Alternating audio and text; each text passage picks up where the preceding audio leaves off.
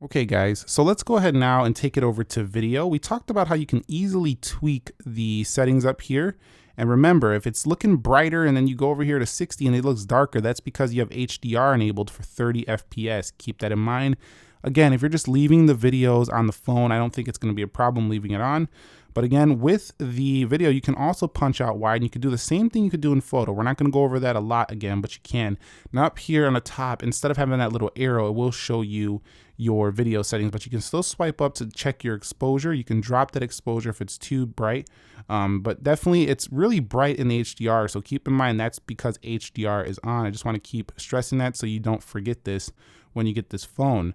Now that's pretty much it when you swipe up. If you tap this down here, it's going to flip to the front facing camera. It's dead simple with the video. So that's about it in video. If you do hold down the video, you can lock the video like this, just like you did before, and do a quick take in camera in the photo settings. So you can definitely do that same thing there.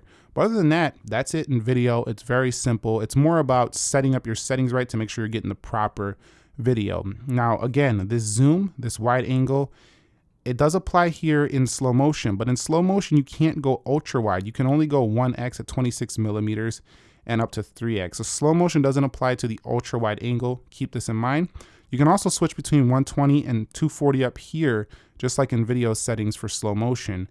And in time lapse, if we swipe up here, you'll be able to adjust exposure, go to the front facing camera. And again, as we tweak that exposure here in time lapse, it'll show up there where we're at in the left corner. And that's about it.